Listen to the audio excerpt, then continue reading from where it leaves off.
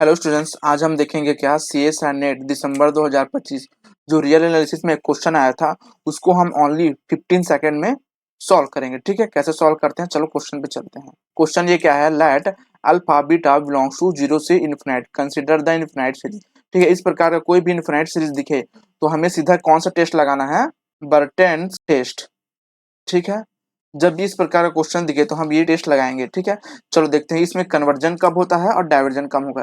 अगर ये पता हो तो हम इजिली इसको सॉल्व कर लेंगे। ठीक है, इफ अल्फा ग्रेटर देन 1 तो क्या हो जाएगा हमारा कन्वर्जेंट।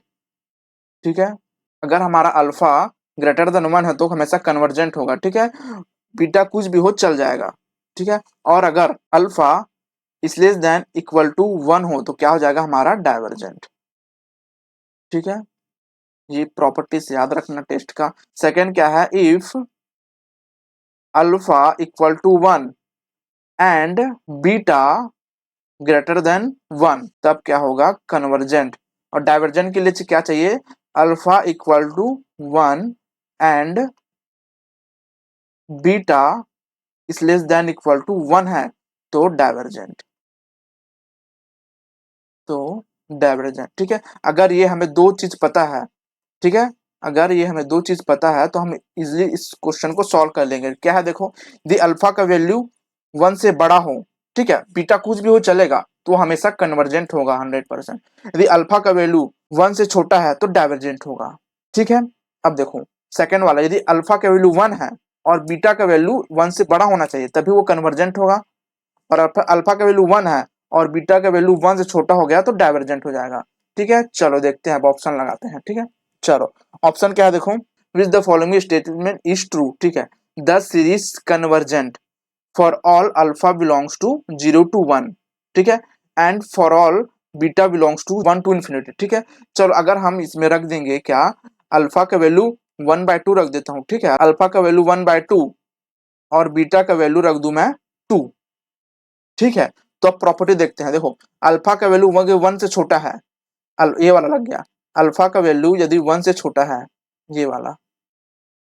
ठीक है, तो क्या बोला मैं, डाइवर्जेंट होगा। बीटा कुछ भी हो चलेगा लेकिन अल्फा का वैल्यू 1 से छोटा हो गया तो डाइवर्जेंट होगा, मतलब ये क्या हो गया हमारा डाइवर्जेंट। लेकिन ये कन्वर्जेंट पूछा इसलिए ये फॉल्स हो गया।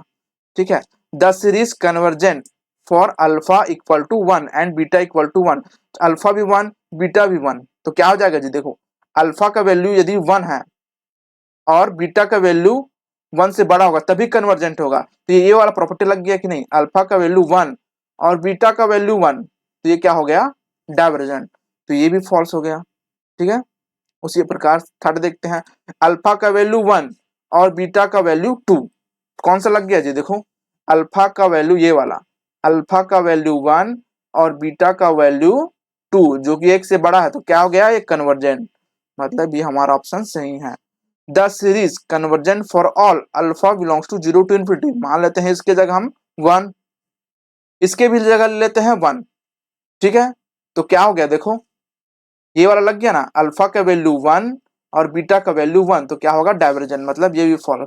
तो हमारा कौन सा ऑप्शन सही हुआ, आंसर नंबर 3। ठीक है, देखो अगर तुमको ये प्रॉपर्टी पता है पहला और दूसरा तो तुम 15 सेकेंड में इस क्वेश्चन को फटाफट सॉल्व कर लोगे। ठीक है, चलो इस सेम टू सेम एक क्वेश्चन देखते हैं, न्यू क्वेश्चन है, उसमें क्या था, एक और दो लॉग दिया था। ठीक है, इस क्वेश्चन में 3 लॉग है लेकिन कुछ फर्क नहीं पड़ेगा। ठीक है, हमें प्रॉपर्टी पता है, इस प्रकार से क्वेश्चन दिखा तो हम सीधा दो दो बताया था फॉर्मूला, उसको अप्लाई कर दो, बस कन्वर्जन और डाइवर्जन चेक कर लो, सिंपल सा।